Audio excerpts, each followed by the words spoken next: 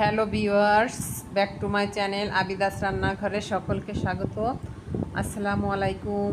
কেমন আছো বন্ধুরা? আয়ও সকলে ভালো আছো। আমিও আমার পরিবার নিয়ে খুবই ভালো আছি। আজকে আমি তোমাদের সঙ্গে শেয়ার করব দেশি মোরগের মাংস কষা এবং তার সঙ্গে আছে ট্যাংরা মাছ।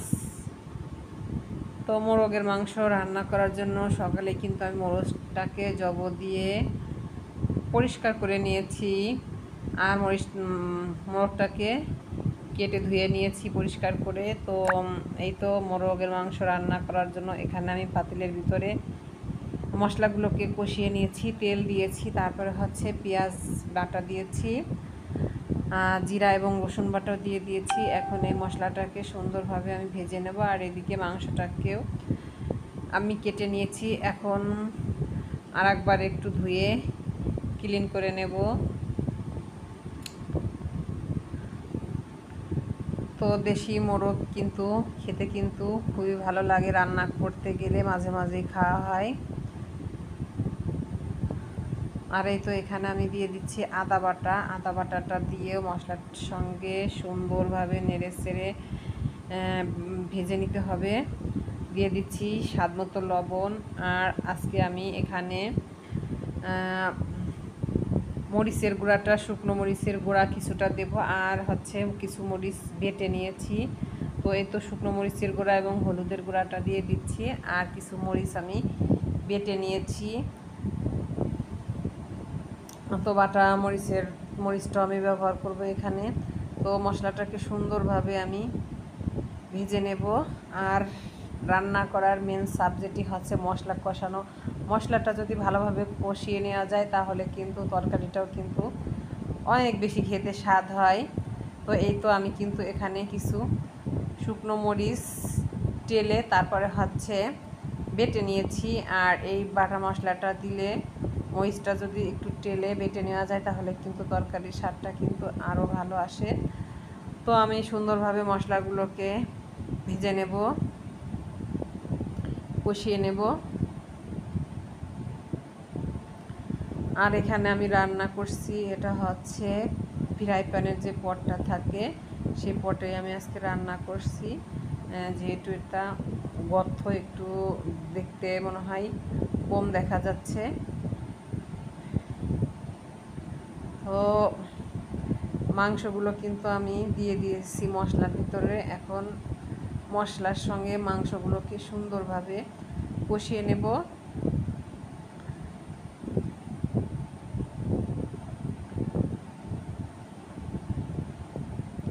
প্রিয় ভাই ও বন্ধু, আপু ভাইয়ারা, তোমরা যারা আমার ভিডিওটা দেখতে দেখতে এ পর্যন্ত এসেছো অবশ্যই ভিডিওটিতে একটি লাইক দিয়ে কন্টিনিউ করো।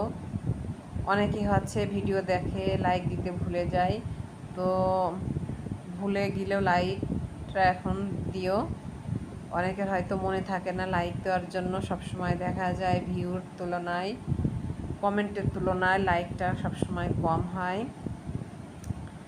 তো আজকে যারা নতুন আমার চ্যানেলে ভিজিট করছো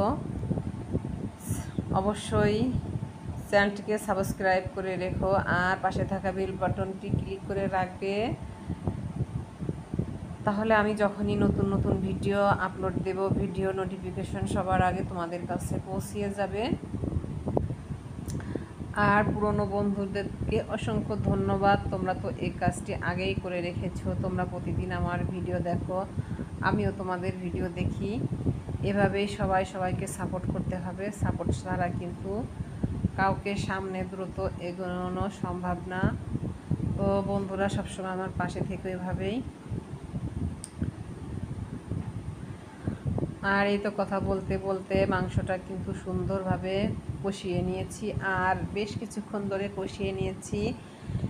কষাতে কষাতে কিন্তু আমার মাংসটা কিন্তু অনেকটাই সিদ্ধ হয়ে গেছে। যেহেতু মোরগ বা দেশি মোরগের মাংস, এটা সিদ্ধ হতে কিন্তু একটি সময় বেশি লাগে।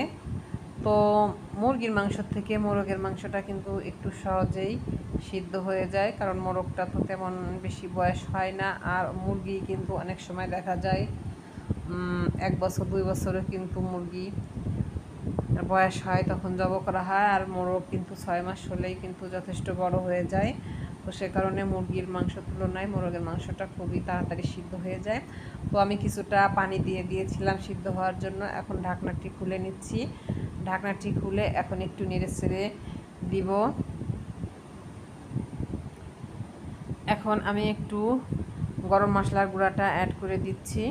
তো গরম মশলার গুঁড়াটা অ্যাড করে দিয়ে একটু নেড়ে চেড়ে নেব। আর মাংসটা কিন্তু আমার রান্না হয়ে গেছে, সুন্দর একটা স্মেল বের হয়েছে মাংস থেকে, একটা লোভনীয় রেসিপি হয়ে গেল। তো এখন মাংসটাকে চুলা থেকে নামিয়ে এখানে আমি ট্যাংরা মাছ রান্না করার জন্য নিয়েছি ধুন্দল এবং আলু। আর এই ধুন্দল কিন্তু আমাদের গাছের, দেখো বন্ধুরা ধুন্দল কত বড় হয়েছে, অনেক লম্বা, এক হাতের থেকেও কিন্তু বেশি লম্বা হয়েছে, কিন্তু বেশি মোটা হয় নাই। জালি থাকলে আরও 2-1 দিন থাকলে আরও মোটা হতো। তো জালি ধুন্দলি কিন্তু খেতে ভালো লাগে। তো আমি একটা ধুন্দল আগে কেটে নিয়েছি, এটাও দিয়ে দেব। তো এই তো ট্যাংরা মাছ রান্না করার জন্য আমি কিন্তু ফ্রাই প্যানে তেল দিয়ে দিয়েছি। আর তেলটা গরম হওয়া পর্যন্ত অপেক্ষা করব। আর এই তো আমি আলু এবং ধুন্দল কেটে ধুয়ে পরিষ্কার করে নিয়েছি। এখন মশলাটাকে আগে ভেজে নিতে হবে। তো বাটা মশলাগুলোকে আমি এখানে একসঙ্গেই কিন্তু মশলাটা ব্লেন্ডারে করে নিয়েছি। পেঁয়াজ, রসুন এবং একটু মরিচ মানে যা যা দেওয়ার, আদাটা দিইনি কারণ মাছের ভিতরে আদা দিতে হবে না। তো মশলাগুলোকে আমি সুন্দরভাবে ভেজে নেব।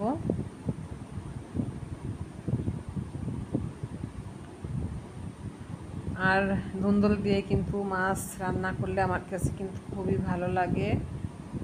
তোমাদের কাছে কেমন লাগে জানি না, কার কার কাছে সবার তো একরকম মুখের রুচি বা সবার একটা পছন্দও না।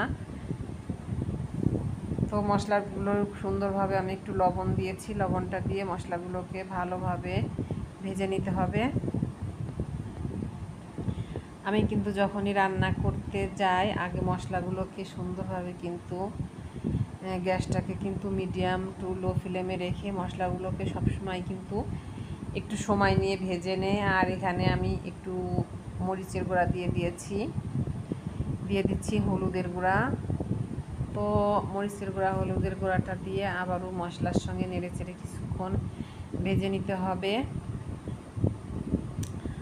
তো আমি কিন্তু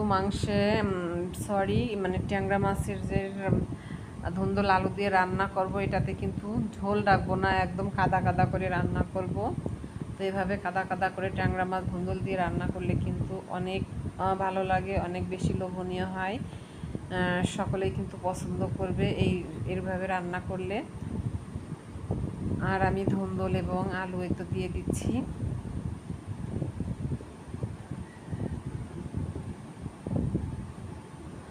আর এখানে আমি একটু আজকে সবজি বেশি করে দিয়েছি, তার কারণ হচ্ছে হুজুরের খাওয়া আছে। তোমরা তো জানোই আমার বাসার কেউই তরকারি তেমন পছন্দ করে না। তো আজকে একটু তরকারি দিয়েছি, কারণ হুজুরের খাওয়া আছে, তাকে তো একটু তরকারি বেশি দিতে হবে, সেই কারণে এই তরকারিটা একটু বেশি করে দিয়েছি। তো মশলাগুলো সঙ্গে আলু এবং ধুন্দলটাকে সুন্দরভাবে একটু কষিয়ে নেব।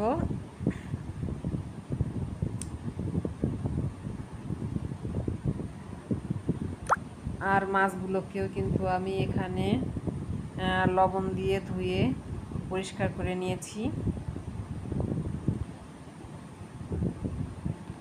আর ট্যাংরা মাছগুলো কিন্তু পেটের ভিতরে ডিম ভর্তি, আর এই ডিমওয়ালা ট্যাংরা মাছ কিন্তু খুবই মজা লাগে রান্না করলে।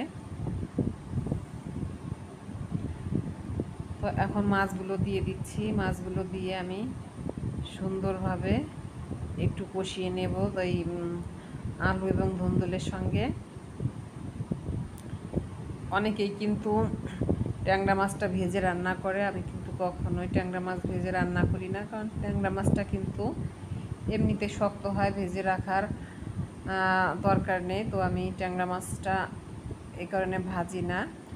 আর অন্য মাছ সব মাছই ভেজে রান্না করা হয়। আর ট্যাংরা মাছ এভাবে রান্না করলে ভাজা ছাড়া কিন্তু বাসার সকলে খায়, তো সে কারণে ট্যাংরা মাছটা ভাজা হয় না। আর একটু পানি দিয়েছি, পানিটা দিয়ে সুন্দরভাবে একটু তরকারিটাকে নেড়ে চেড়ে দেবো।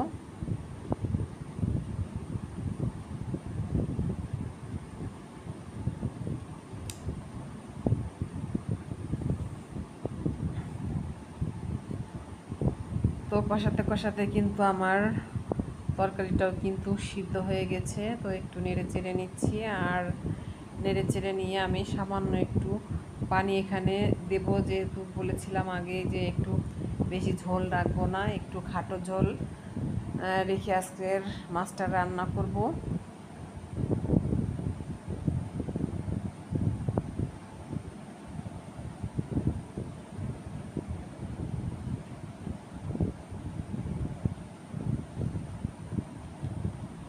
তো আমি সুন্দরভাবে তরকারিটাকে নেড়ে চেড়ে দিয়েছি।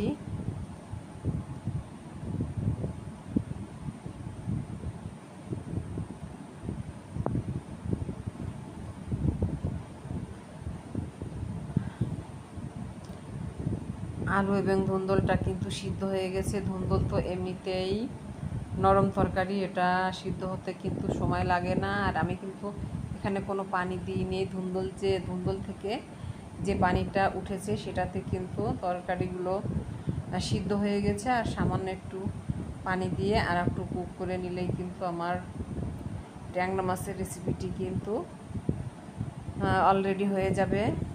তো বন্ধুরা, তোমরা কে কে আমার মতো এভাবে ধুন্দল মাছ দিয়ে রান্না করে খেতে পছন্দ করো অবশ্যই কমেন্ট করে জানিও। আর এতে একটু ভাজা জিরার গুঁড়া দিয়ে দিয়েছি।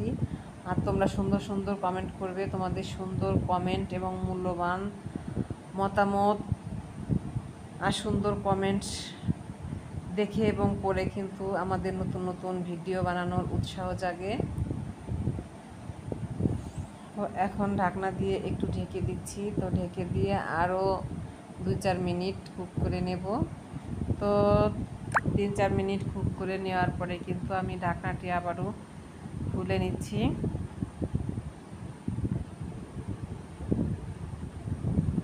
তো ঢাকনাটি খুলে আমি ভালোভাবে আবার একটু নেড়ে চেড়ে দিয়ে এখন একটু লবণটা চেক করে নেব যে লবণটা ঠিকঠাক হয়েছে কিনা।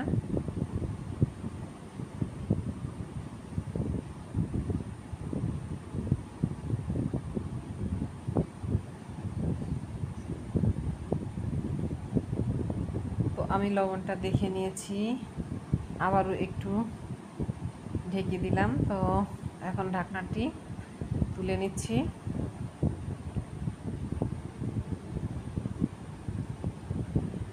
আবারও আমি তরকারিটাকে একটু নেড়ে চেড়ে দিচ্ছি। তো আমার ঝোল কিন্তু শুকিয়ে গিয়েছে। এখন কিন্তু কাদা কাদা একটা ভাব চলে এসেছে তরকারিটাতে। তো এই তো আমার ট্যাংরা মাছের রেসিপিটি কিন্তু রেডি হয়ে গেছে। ট্যাংরা মাছের এই তো ফাইনাল লুকটা কিন্তু তোমাদেরকে দেখিয়ে দিলাম বন্ধুরা। আর এখন আমি সাইডের চুলায় কিন্তু একটু ভেন্ডি, যেটাকে ঢেঁড়স ভাজি বলে, তো একটু ভেন্ডি কিন্তু অপর চুলাতে কিন্তু বসিয়ে দিয়েছি। তো এই তো ভেন্ডি ভাজিটাও কিন্তু আমার অলরেডি হয়ে গিয়েছে।